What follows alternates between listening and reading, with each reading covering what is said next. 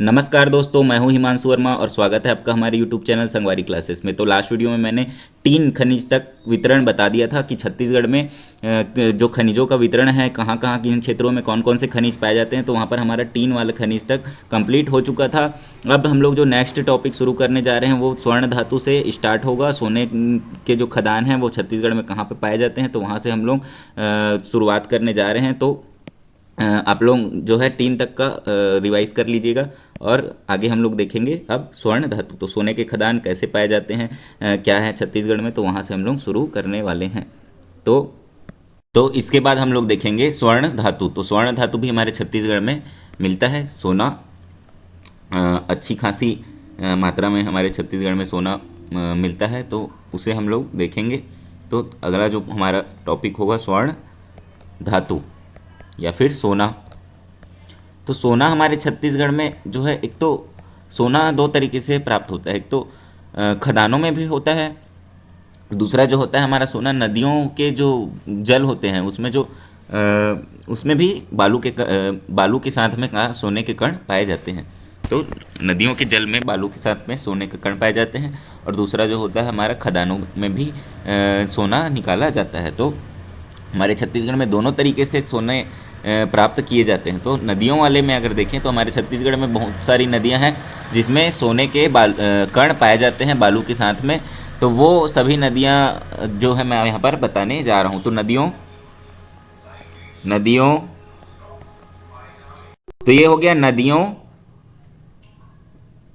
के बालू या रेत भी बोल सकते हो, रेत में सोने के कण। तो कौन कौन सी नदियों के रेत में सोने के कण पाए जाते हैं, तो नदियों में अगर हम लोग देखें तो जो है आपका सबसे पहले तो जसपुर में जाएंगे तो ईब नदी है ना। ईब नदी में सोने के कण पाए जाते हैं। उसके अलावा जसपुर में ही दूसरा जो है मैनी नदी। तो ये दोनों जसपुर में है और दोनों में सोने के कण पाए जाते हैं। ये हो गया उत्तरी छत्तीसगढ़ में जसपुर, याद रखेंगे। दोनों जसपुर में है ईब नदी और मैनी नदी, और दोनों में क्या है, सोने के कण पाए जाते हैं। अगर दक्षिण छत्तीसगढ़ में जाए तो मुख्य रूप से सबसे पहले आएगी सबरी नदी। कहाँ पर है ये, सुकमा जिले में है। दूसरे में आएगा आपका कुनकुट नदी। कुनकुट नदी, इसमें भी ये जो आपका दंतेवाड़ा है यहाँ पर भी सोने के कण पाए जाएंगे। तीसरा आपका जो है कोतरी नदी, ये कहाँ पड़ेगा, कांकेर में पड़ेगा। इसमें भी, इनके बालू में भी सोने के कण पाए जाते हैं। और मध्य छत्तीसगढ़ में अगर देखें तो एक है हमारा दुर्ग जिले में आमोर नदी। आमोर आमोर नदी दुर्ग जिले में पड़ेगा। तो इसमें भी जो आपके सोने के कण पाए जाएंगे। इन सभी नदियों के बालू में सोने के कण पाए जाते हैं। तो ये पॉइंट आप लोग याद रखेंगे। यहाँ पर मैं मैप नहीं बना रहा हूँ क्योंकि ये सब धातुएं जो हैं बहुत ज़्यादा, इसमें जगह के नाम नहीं है। तो आपको इस तरीके से बता दिया हूँ कि उत्तर छत्तीसगढ़, मध्य छत्तीसगढ़ और दक्षिण छत्तीसगढ़ में, तो उत्तर में ईब और मैनी, मध्य में आमोर और दक्षिण में सबरी, कुनकुट और कोतरी जो है तीन आपकी नदियां हैं। तो इनमें सोने के कण पाए जाते हैं इनके बालू में। इसके अलावा जो आपका बहुत सारे खदान हैं जो कि सोने का जहाँ पर सोना जो है प्राप्त होता है जिन खदानों से, तो वो खदानों के नाम भी हम लोग देख लेंगे। तो अगर उत्तर छत्तीसगढ़ की बात करें, है ना, खदान अगर देखें सोने के कण के लिए, तो सोने की खदान देखें तो उत्तर छत्तीसगढ़ में हम लोग पहला हो जाएगा जसपुर जिला। जसपुर जिले में खदान है सोने के।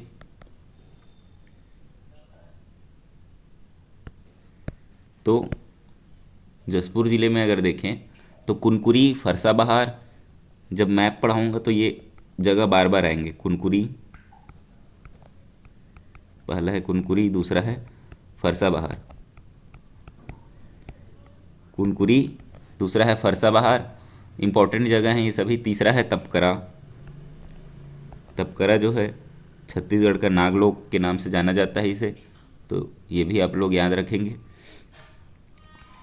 ठीक है, कुनकुरी, फरसा बहार, तपकरा, इसके अलावा जो है कांसा बेल और बरजोर। कांसा बेल, नाम कांसा है, मिलेगा सोना। ठीक है, कांसा बेल और बरजोर, तो ये जगह के नाम हैं, इनको याद रखेंगे आप लोग।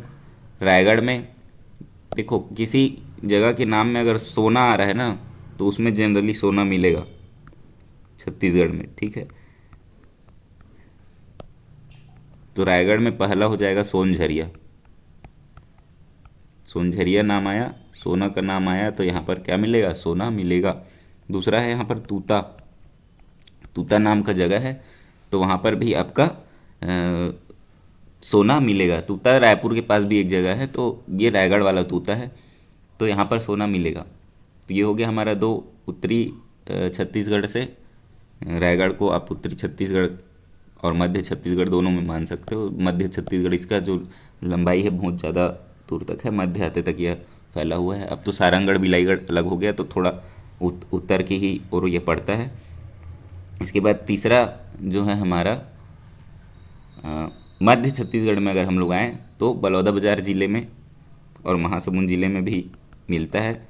तो बलौदाबाजार, यहाँ पर नई नई खदानों का भी खोज हुई है, नई नई खदानों की। तो पहले नंबर पे यहाँ पर सोना खान है। देखो सोन नाम आया, सोना, तो यहाँ पर सोना मिलेगा, सोना खान। दूसरे नंबर पे राजा देवरी। राजा देवरी पूछा हुआ क्वेश्चन है। तीसरे नंबर पे बाघ मारा। बाघ मारा, ठीक है। तो ये तीन जगह हैं बलौदाबाजार में जहाँ पर सोने के खदान पाए जाते हैं। इसके बाद चौथा महासमुंद जिले में हम लोग जाएंगे। महासमुंद जिले में हम लोग देखें तो लिमऊगुड़ा और रेहटी खोल दो जगह हैं। लिमऊगुड़ा, लिमऊगुड़ा, और दूसरा है आपका रेहटी खोल। तो ये दो जगह है महासमुंद जिले में। और इसके बाद मध्य छत्तीसगढ़ में हम लोग देखें तो राजनांदगांव जिले में भी सोने के खदान हैं। तो राजनांदगांव,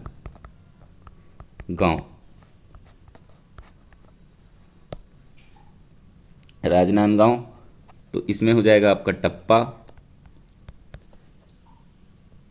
दूसरा हो जाएगा पीपल, कछार, ठीक है, और तीसरा जो होगा हमारा कुडई कसा। कुडई कसा, तो टप्पा, पीपल कछार और कुडई कसा, तो ये भी आप लोग ध्यान रखोगे जगह का नाम।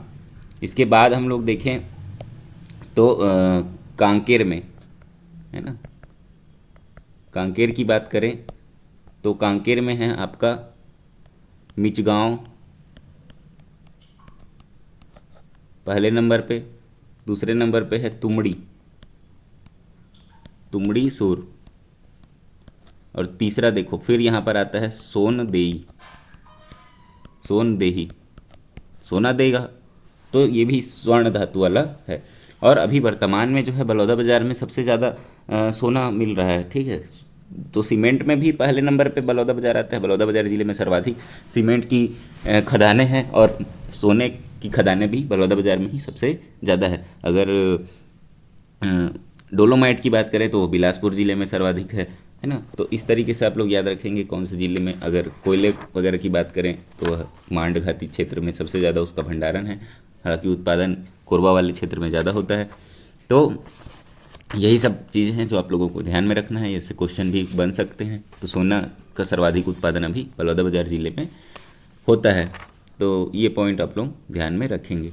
इसके बाद हम लोग अगर देखें तो हीरा भी हमारे छत्तीसगढ़ में पाया जाता है, और हीरा जो किम्बरलाइट चट्टानों से प्राप्त होता है। तो नेक्स्ट जो हमारा टॉपिक होगा वो है हीरे की खदानों के बारे में हम लोग बात करेंगे।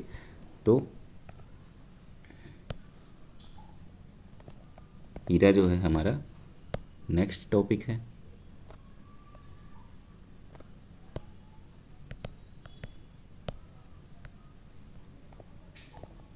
हीरा।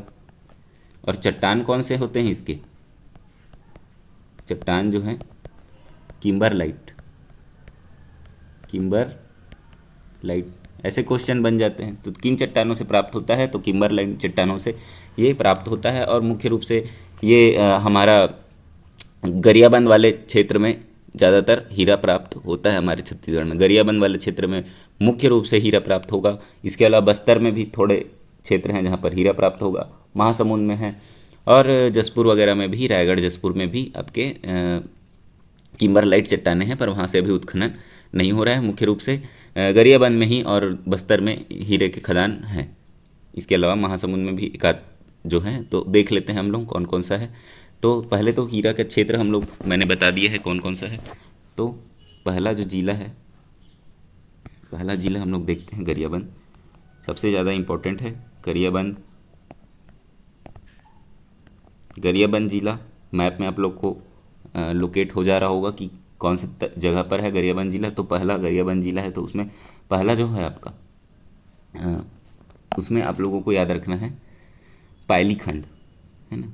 पहले तो गरियाबंद में जो आपका देवभोग मैनपुर वाला जो क्षेत्र होता है वहाँ पर हीरे की खदान है, मुख्य रूप से मैनपुर वाले क्षेत्र में। तो मैनपुर पहले नंबर पे याद रख लो, मैनपुर। इसमें खदान कौन कौन से हैं? तो पायली खंड, ठीक है, मैनपुर भी पूछ सकता है, पायली खंड। उसके बाद आपका कोदोमाली, कोदोमाली, तो पायली खंड, कोदोमाली। तीसरा है बेहरा डी, मैनपुर, पायली खंड, उसके बाद कोदोमाली और बेहरा डी। उसके बाद आपका कोसममुड़ा और जांगड़ा और टेम्पल, ठीक है। तो चौथा हो जाएगा कोसममुड़ा, कोसममुड़ा, जांगड़ा, और छठा हो जाएगा टेम्पल। तो ये सभी क्षेत्र हैं जहाँ पर हीरे की खदानें हैं। अगर दूसरा देखें हम लोग, इसको आप लोग याद करेंगे, 2-3 बार लिखते जाएंगे तो याद होते जाएगा। बस्तर, बस्तर में हमारा कौन सा जगह है? तोकापाल, तोकापाल में हीरे की खदान है, मोस्ट इम्पॉर्टेंट है, बहुत बार पूछता है। इसके बाद जो है हमारा महासमुंद, महासमुंद, महासमुंद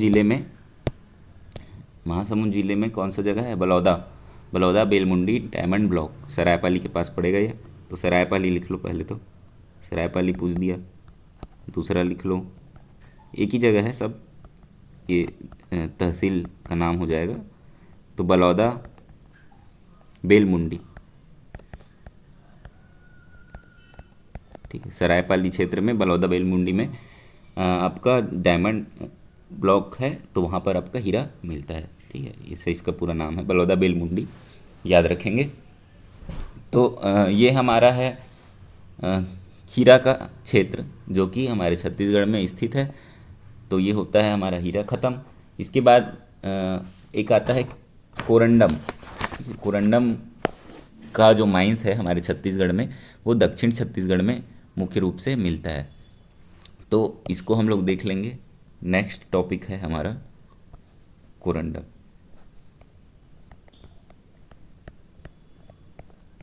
कोरंडम, कोरंडम कहाँ मिलेगा? छत्तीसगढ़ में, दक्षिण छत्तीसगढ़। कौन कौन से जिले इसमें शामिल हैं? तो बीजापुर, सुकमा और दंतेवाड़ा, ठीक है। दंतेवाड़ा, बीजापुर और सुकमा 3 जिलों में मुख्य रूप से मिलेगा। सबसे ज़्यादा यह जो है बीजापुर वाले क्षेत्र में मिलेगा। इसके अलावा सुकमा में भी बहुत सारे इसके माइंस हैं, तो वो सभी हम लोग देख लेते हैं, है ना। तो एक मैं आप लोगों को मैप की तरह एक जो है दिशा सूचक डायग्राम बना रहा हूँ, उसमें आप लोगों को कुछ समझाता हूँ। तो यहाँ पर जो है ना, ये है ना दंतेवाड़ा, दंतेवाड़ा है और ये सुकमा है, ठीक।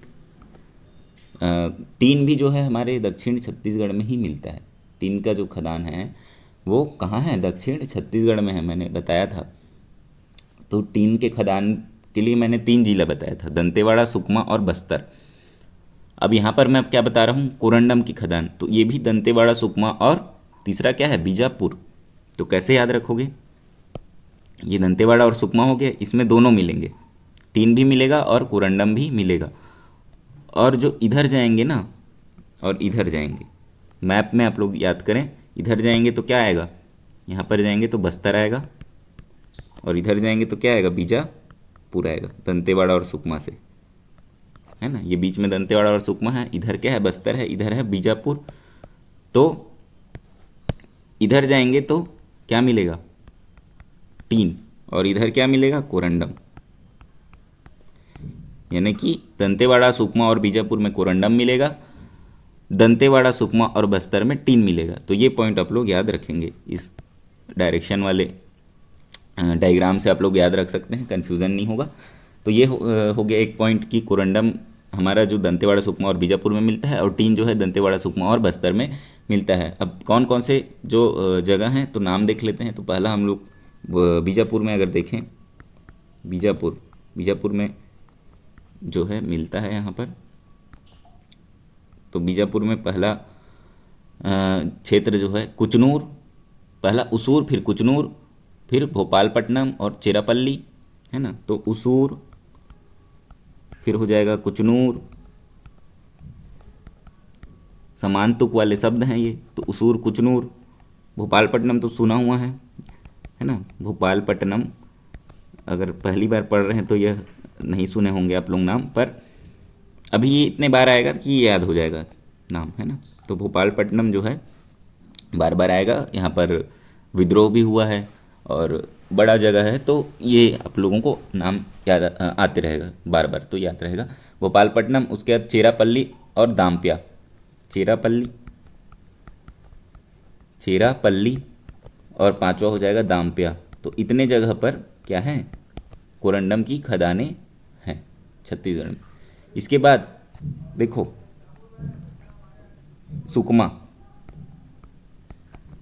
सुकमा में जगह का नाम है सोना कूकानार, यहाँ पर सोना नहीं मिलता। अब देखो इसको याद रखना आप लोग, सोना कूकानार, अभी मैंने सोना पढ़ाया था, है ना। तो यहाँ पर इस जगह का नाम नहीं था, तो यहाँ सोने की खदान नहीं है ना, यहाँ पर क्या है, कोरंडम की खदान है। तो इस पॉइंट को याद रखेंगे, सुकमा में सोना कूकानार है, तो ऐसा नहीं कि सोना जहाँ पर लिखा है वहाँ पर सोना ही मिलेगा, ऐसा मैं बोला हुआ हूँ तो वो लगा देना, ऐसा नहीं है।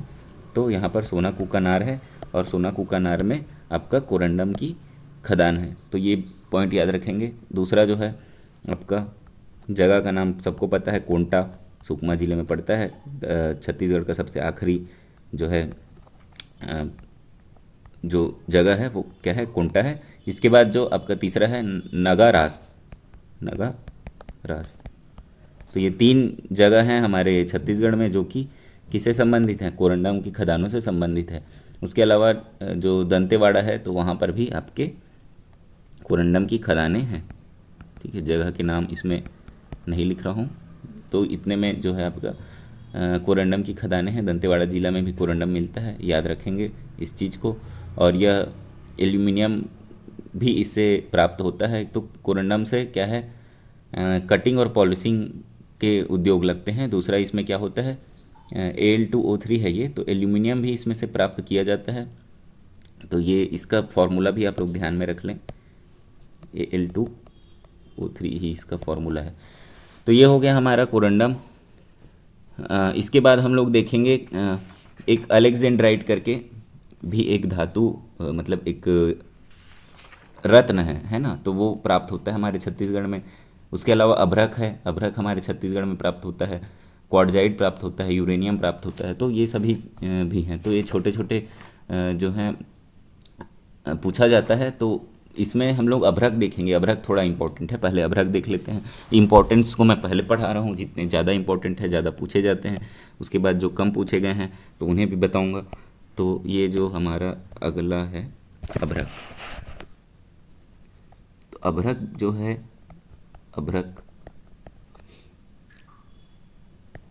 अभ्रक हमारे छत्तीसगढ़ में मिलता है। किन किन क्षेत्रों में मिलता है, तो दक्षिण छत्तीसगढ़ में भी मिलेगा, है ना। और उत्तर छत्तीसगढ़ में भी कुछ क्षेत्रों में मिलेगा। मुख्य रूप से दक्षिण छत्तीसगढ़ में आप लोगों को याद रखना है कि कहाँ कहाँ यहाँ मिलेगा। तो इसका यूज़ जो होता है अभ्रक का, जो आयरन होता है ना, इस्त्री करने वाला आयरन, तो उसके प्रेस के प्लेट बनाने में यूज़ होता है अभ्रक का, ठीक है, क्योंकि ये विद्युत का कुचालक होता है और ताप का सुचालक होता है। विद्युत का कुचालक होता है यानी कि उसमें करंट नहीं आएगा, और ताप का सुचालक होता है यानी कि वो गर्म हो जाता है, तो वहाँ पर यूज़ करते हैं आयरन के प्लेट बनाने में। तो ये इम्पोर्टेंट है, याद रखेंगे, कभी पूछ सकता है। क्या होता है? विद्युत का कुचालक होता है, ताप का सुचालक होता है। ये पॉइंट साइंस वाले पार्ट में भी पूछ दिया जाता है, तो याद रखेंगे। पूछा हुआ भी क्वेश्चन है ये।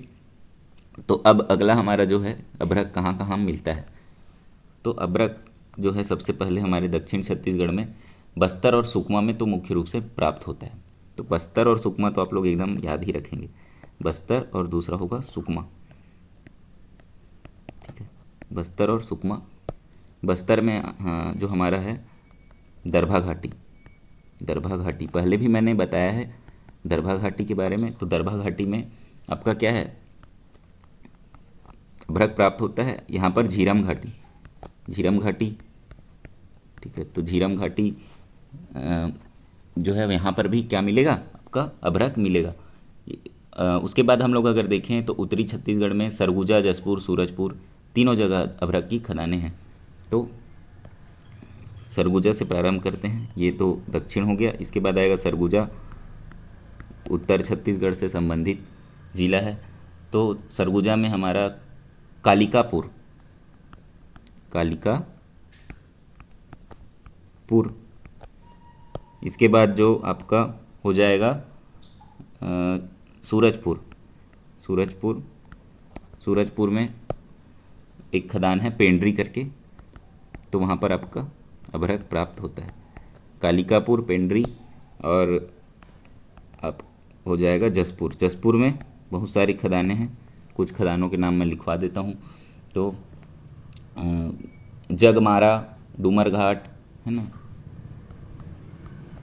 जगमारा, यहाँ से क्वेश्चन नहीं आए हैं तो ज़्यादा इसमें नहीं लिखवा रहा हूँ मैं। जगमारा, डूमरघाट, उसके बाद आपका रंगोला, और एक और लिख लो तारावली। तो ये सभी जो हैं इम्पोर्टेंट खदान हैं जो कि जसपुर ज़िले में स्थित हैं। तो जगमारा, डूमरघाट, रंगोला और तारावली, ये चार खदानों के नाम आप लोग याद रखेंगे। इसके बाद एक जिला जो है कोरबा, इसी के साथ याद रख लेंगे, उत्तरी छत्तीसगढ़ का ही हिस्सा है, समझ लो। तो कोरबा जिले में भी आपका अभ्रक प्राप्त होता है। कोरबा जिले में क्या है, रतनखंडी, रतनखंडी। तो ये हो गया हमारा कोरबा जिला, इतना याद रखेंगे। इसके बाद इम्पोर्टेंट अगर खनिज है तो वो है आपका एक खनिज जो होता है हमारे यहाँ ग्रेनाइट, है ना। तो ग्रेनाइट से भी क्वेश्चन आता है कभी कभी। तो ग्रेनाइट के लिए आप लोग याद रखेंगे, जिलों के नाम ही बता रहा हूँ मैं सिर्फ, यहाँ पर बहुत ज़्यादा इसमें हम लोग डिटेल में नहीं जाएंगे क्योंकि बहुत ज़्यादा इसमें पूछने के चांसेस भी नहीं हैं। तो ग्रेनाइट जो है, ग्रेनाइट कौन कौन से ज़िले में प्राप्त होगा नोट कर लेंगे। ग्रेनाइट जो है हमारे छत्तीसगढ़ में, दक्षिण छत्तीसगढ़ में मुख्य रूप से मिलता है। तो पहला हो जाएगा कांकेर, जहाँ से हम इंटर करते हैं। दूसरा होता है कोंडागांव। कांकेर के बाद हम जब हाईवेज पढ़ाऊँगा, नेशनल हाईवे मैप में, तो देखेंगे कि रोड कैसे जाता है। तो कांकेर से हम जाते हैं, फिर उसके बाद कोंडागांव पहुंचते हैं, उसके बाद बस्तर पहुंचते हैं, पर बस्तर में नहीं है। फिर आएंगे हम लोग दंतेवाड़ा, और उसके बाद हम लोग जाते हैं सुकमा। तो रोड भी इस तरीके से गया हुआ है। तो ये चारों जिले जो हैं वहाँ पर ग्रेनाइट प्राप्त होता है, ठीक है। कोंडागांव में जो फरस गांव वाला क्षेत्र है, ये आप लोग याद रख लेंगे क्योंकि ये पूछ सकता है। फरस गांव में जो है ग्रेनाइट प्राप्त होता है। देखो फरस यानी पत्थर होता है छत्तीसगढ़ी में। तो ग्रेनाइट भी एक आपका फ्लोर पे लगाने वाला ही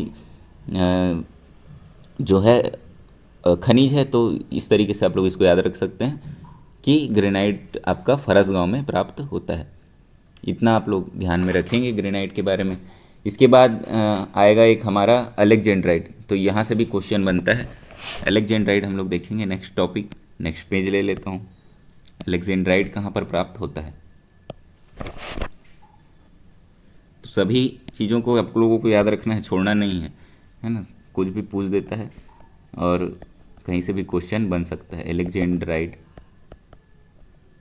एलेक्जेंड्राइड जो है हमारे छत्तीसगढ़ में प्राप्त होता है, और इसको हम लोग अभिशापित हीरा, प्राकृतिक हीरा, अभिशापित रत्न, इस तरीके से इसका नाम रखा गया है। तो अभिशापित रत्न बोलते हैं इसको, या फिर प्राकृतिक हीरा के नाम से भी जाना जाता है। और इसके लिए मोस्ट इम्पॉर्टेंट जो जगह है ना, याद रखेंगे कि ये गरियाबंद में क्षेत्र में ही यह मिलता है। कौन से क्षेत्र में मिलेगा? गरियाबंद। गरियाबंद है ना। हीरा जो था मैनपुर क्षेत्र में था, मैं देवभोग क्षेत्र में भी थोड़े बहुत हैं, पर यहाँ पर जो है अलेक्जेंड्राइट जो है ना, ये ही देवभोग तहसील में ही मिलता है। दो जगह आप लोगों को सिर्फ याद रखना है, लाटापारा और सेंधमुड़ा। लाटापारा, सेंधमुड़ा, देवभोग तहसील, गरियाबंद, अलेक्जेंड्राइड। बस ये इतने वर्ड याद रखो, है ना। क्या क्या याद रखना है इसमें, वर्ड्स बता रहा हूँ, बस रट लो उसको, ठीक है। लाटापारा, सेंधुमुड़ा, है ना, लाटापारा, सेंधुमुड़ा। उसके आगे लिखना आप लोग देवभोग तहसील, गरियाबंद,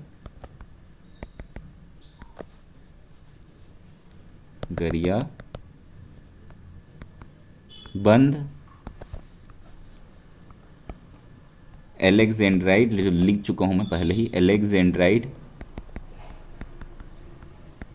ठीक है, ऐसे याद रखना है। लाटापारा, सेंधुमुड़ा, देवभोग तहसील, गरियाबंद, अलेक्जेंड्राइड, अभिशापित रत्न, प्राकृतिक हीरा, खत्म। इतना ही याद रखना है अलेक्जेंड्राइड से। क्लियर? बहुमूल्य धातु है, ध्यान में रखेंगे। और साइबेरिया के अलावा केवल भारत के छत्तीसगढ़ में पाया जाता है। भारत में केवल छत्तीसगढ़ में पाया जाता है, तो ये पॉइंट भी ध्यान में रखना है। वैसे ऐसा क्वेश्चन कभी कभी आता है, तो ये याद रख लेंगे। इसके बाद जो है हमारा छत्तीसगढ़ में गार्नेट नाम का जो खनिज मैंने बताया था वो भी प्राप्त होता है। तो गार्नेट के बारे में हम लोग देखेंगे। तो गार्नेट जो है कहाँ मिलता है, तो ये भी आपका गरियाबंद, बीजापुर और जसपुर 3 जिलों में मिलता है। बस इतना ही याद रखेंगे। गरियाबंद में वही लाटापारा और देवभोग तहसील, ठीक है। गोहेकला, लाटापारा, देवभोग तहसील, तो ये 3 जगह आप लोग याद रख लोगे गरियाबंद में। तो ये कहाँ कहाँ मिलेगा? गरियाबंद। इसमें आप लोग क्या ध्यान रखेंगे? गोहेकला, लाटापारा, गोहेकला, लाटापारा, देवभोग तहसील, ठीक है। ऐसे नाम पूछे जा सकते हैं। तो गोहेकला, लाटापारा, देवभोग याद रखेंगे, गरियाबंद जिला याद रखेंगे। मुख्य रूप से यहाँ पर मिलता है। बीजापुर के कुचनूर, जो पहले मैंने बताया था, कुचनूर, उसूर, धंगोल वाला, तो वैसे ही उसी जगह में कुचनूर में ही आपका गार्नेट भी मिलता है। तो बीजापुर के कुचनूर में ये जगह याद रख लेंगे। और जसपुर में एक बिशनपुर करके जगह है, तो उसको याद रख लेंगे। जसपुर में हो जाएगा बिशनपुर, बिशनपुर। इतने जगह में यह जो गार्नेट है प्राप्त होता है। इसका जो आभूषण उद्योग में इसका यूज़ किया जाता है। तो ये पॉइंट आप लोग याद रखेंगे। गार्नेट चट्टाने, गार्नेट की खदानें, ये हो गया। इसके बाद ग्रेफाइट भी जो आपका बलरामपुर और सुकमा ज़िले में मिलेगा। संगमरमर भी सुकमा ज़िले में मिलेगा। तो ये सब ज़िलों के नाम आपको याद रखना है। ज़्यादा इसमें खदान के नाम याद रखने की ज़रूरत नहीं है। कुछ इंपॉर्टेंट होंगे, उसी खदान को मैं बताऊंगा। तो यहाँ पर हमारा ग्रेफाइट के बारे में अगर देखें, ग्रेफाइट नोट करते चलेंगे। ग्रेफाइट जो है कहाँ मिलेगा? पहला है आपका सुकमा ज़िले में। सुकमा ज़िले में कौन सा खदान है? यहाँ पर केरला, ये पूछ सकता है ना। केरलापाल नाम का खदान है सुकमा ज़िले में। वहाँ पर क्या मिलेगा? ग्रेफाइट मिलेगा। दूसरा है बलरामपुर ज़िले में, ये उत्तर छत्तीसगढ़ में है। आप लोग मैप में लोकेट कर पा रहे होंगे। तो यहाँ पर मणिकपुर नाम से जगह है, तो ये बस आप लोग दो जगह याद रखेंगे, मणिकपुर, यहाँ पर आप लोगों का ग्रेफाइट प्राप्त होगा। इसके बाद हमारे छत्तीसगढ़ में संगमरमर जो प्राप्त होता है सुकमा जिले में ही प्राप्त होता है ना, तो ये भी आप लोग ध्यान रखेंगे।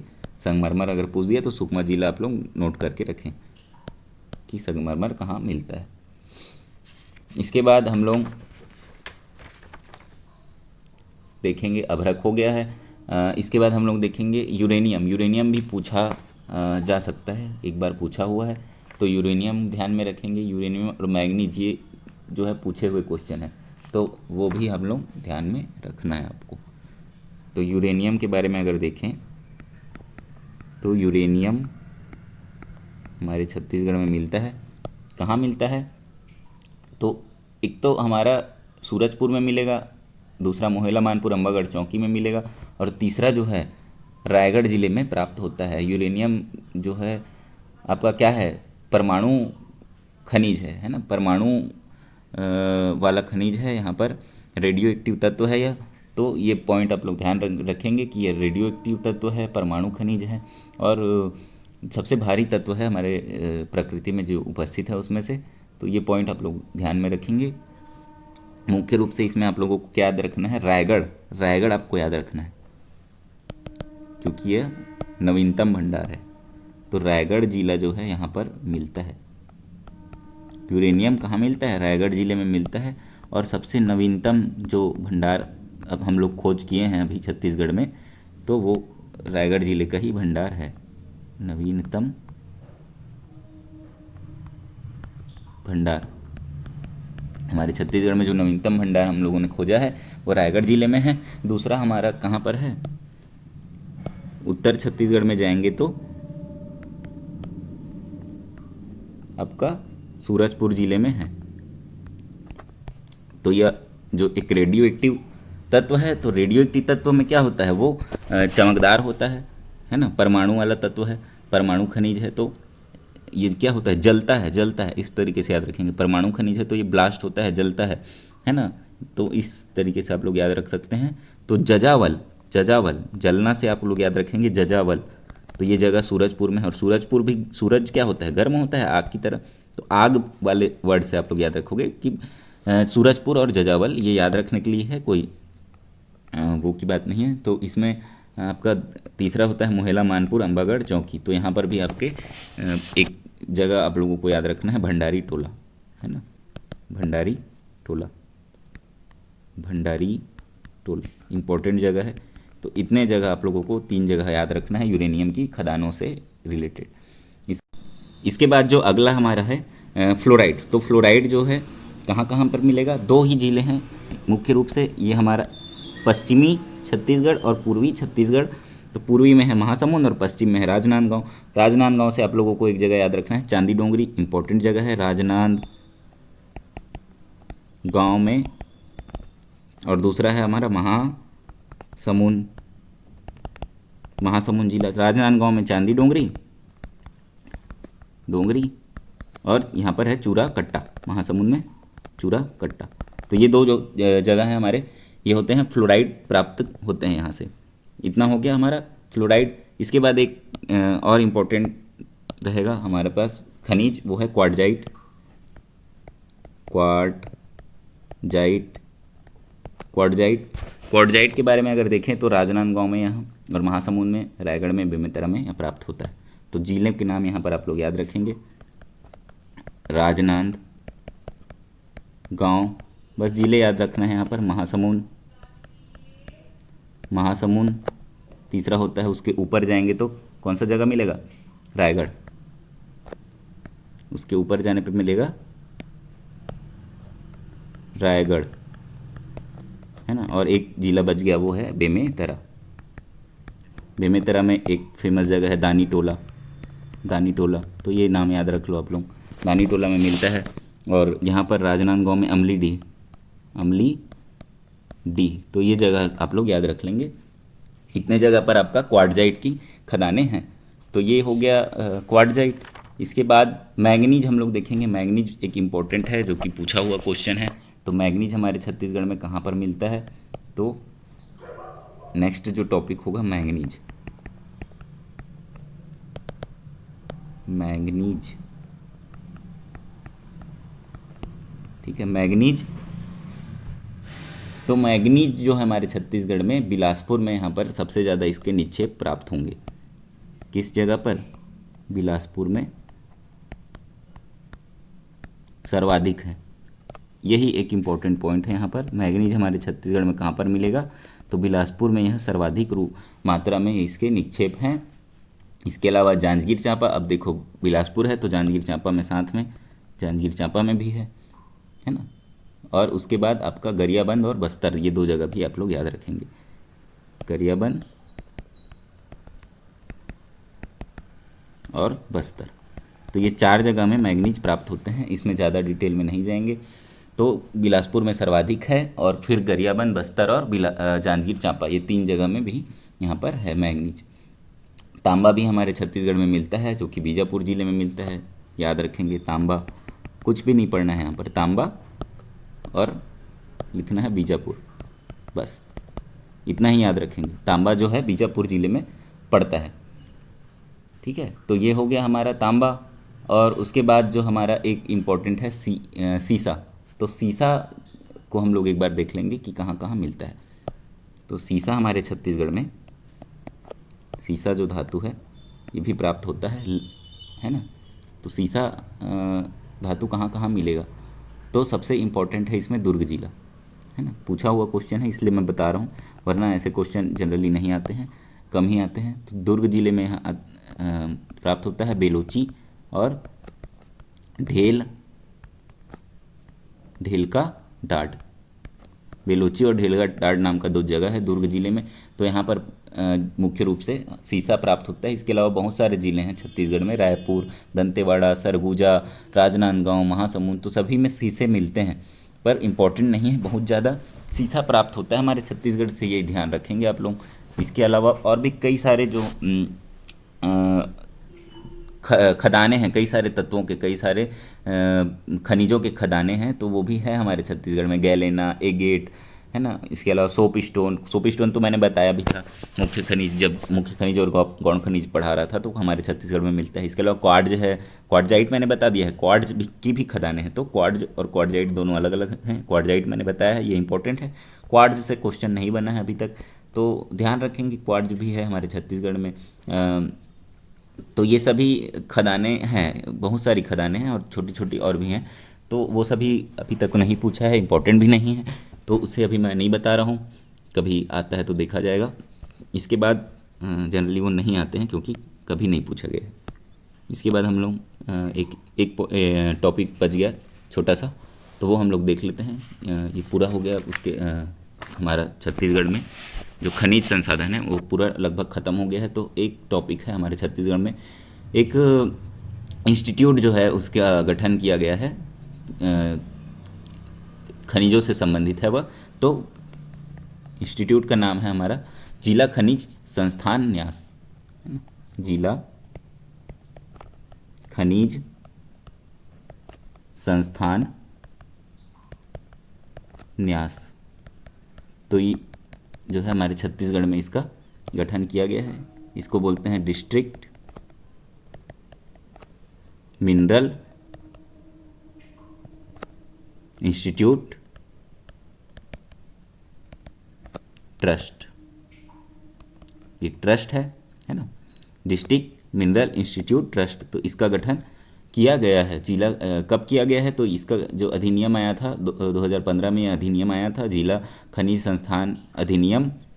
तो याद रखेंगे अधिनियम कब आया। अधिनियम पूरा नहीं लिख रहा हूँ, लिख सकते हो आप लोग। जिला खनिज संस्थान अधिनियम, जिला खनिज न्यास संस्थान अधिनियम नाम से अधिनियम आया था। कब आया था? 2015 में यह आया था। और 22 दिसंबर 2015 को यह अधिसूचना के द्वारा इसको जारी कर दिया गया था। इसकी अधिसूचना कब आई थी? अधिसूचना 2015 में ही आ जाएगी। 22 दिसंबर 2015 में ये आ जाता है अधिसूचना। और जो आपका लागू कब हो जाता है? 12 जनवरी से यह लागू हो गया था। तो पूछा जा सकता है, ऐसे क्वेश्चन आ सकते हैं, तो ध्यान में रखेंगे 12 जनवरी 2015, सॉरी 2016 है ना, 12 जनवरी 2016 से यह लागू हो गया था। 15 में अगर बना है तो 12 जनवरी 2016 से ये लागू हो जाएगा। तो ये आप लोग ध्यान में रखेंगे। और सभी 33 जिलों में यह है ना, सभी 33 जिलों में इसका गठन किया गया है। सभी 33 जिलों में यह अभी है। जब 2015 में जितने ज़िले थे तो उस टाइम उतने ज़िलों में था, अभी ये 33 ज़िलों में है। तो सभी 33 ज़िलों में है। और इसके जो अध्यक्ष होंगे वो जो जिला के कलेक्टर होंगे वो उसके अध्यक्ष होते हैं, पदेन अध्यक्ष होते हैं। तो अध्यक्ष जो हैं कौन होंगे? पदेन अध्यक्ष हैं। पदेन और कौन है? पदेन मतलब जो हमेशा वही होंगे, है ना, कलेक्टर। हमेशा जो है कलेक्टर ही, जिस ज़िले में यह रहेगा उस ज़िले के कलेक्टर उसके अध्यक्ष बन जाएंगे। तो ये होगा। और सदस्य में देखें तो लोकसभा और राज्यसभा के जो सदस्य हैं वो जितने भी लोकसभा सदस्य हैं उस ज़िले जिस लोकसभा क्षेत्र के अंतर्गत आता है तो वो लोकसभा सदस्य जो है उसका मेंबर होगा। और राज्यसभा सदस्य कोई भी एक ज़िले को खुद से क्या अपने पसंद के ज़िले को वो चूज़ कर सकते हैं। तो ये सदस्य हो गए, इसके सदस्य आप लोग लिख लेंगे। इसका काम जो है स्वास्थ्य, पेयजल, शिक्षा, कृषि, ये सभी चीज़ के लिए इसको क्या किया गया है, इसको स्थापित किया गया है। तो यहाँ पर मुख्य रूप से इसका कार्य क्या है, कार्य लिख लेते हैं, है ना। कार्य क्या है ये? स्वास्थ्य कैसे है बताता हूँ। शिक्षा, पेयजल, कृषि और पांचवा है जीविकोपार्जन। जीविकोपार्जन। तो जिन क्षेत्रों में जो खनिज प्राप्त होता है ना, तो वहाँ पर स्वास्थ्य, पेयजल, शिक्षा और कृषि और जीविकोपार्जन की व्यवस्था करवाना ही क्या है यहाँ पर इसका उद्देश्य है। क्योंकि ऐसे होते हैं ना कि खदान होते हैं, वहाँ पर जनरली इन चीज़ों पे ध्यान नहीं दिया जा रहा हो, इन चीज़ों को इफ़ेक्ट पड़ रहा हो, तो उसके लिए क्या है ये जिला खनिज संस्थान न्यास जो है उस पर क्या करेगा, इस पे कार्य करता है। जैसे कि जिस क्षेत्र में माइंस बना दिए गए हैं वहाँ पर क्या हो जाता है, कृषि व्यवस्था खराब हो जाती है। कृषि जो है वहाँ पर उस पर प्रभाव पड़ता है। कृषि वहाँ पर ज़मीन ले लेते हैं लोग खदानों के लिए, तो वहाँ पर खेती होना बंद हो जाती है, वहाँ की उर्वरता भी ख़त्म हो जाती है। तो उन सब चीज़ों के को क्या होता है, यह फिर से विकास करके इन वहाँ पर कृषि वगैरह और शिक्षा हो गया, शिक्षा के लिए क्लासेस वगैरह, तो वो सभी चीज़ें उपलब्ध कराना है। जल वहाँ पर जल व्यवस्था पे प्रभाव पड़ जाता है, तो हो सकता है जल की क्वालिटी ख़राब हो जाए, तो वो सभी चीज़ों पर यह ध्यान देता है। स्वास्थ्य हो गया, स्वास्थ्य में भी प्रभाव पड़ेगा, जीविकोपार्जन के लिए जो है स्वरोजगार वगैरह उपलब्ध कराने के लिए, तो इन सभी चीज़ों में यह मुख्य रूप से कार्य करता है। तो इतना पॉइंट हम लोगों को याद रखना है इसमें, इतना जो है ध्यान में रखेंगे। तो ये हो गया हमारा पूरा, जितने भी छत्तीसगढ़ में खनिज संसाधन से संबंधित जितने भी क्वेश्चन बनने थे सब कुछ इसमें आ जाएगा, इससे बाहर क्वेश्चन नहीं जाना चाहिए।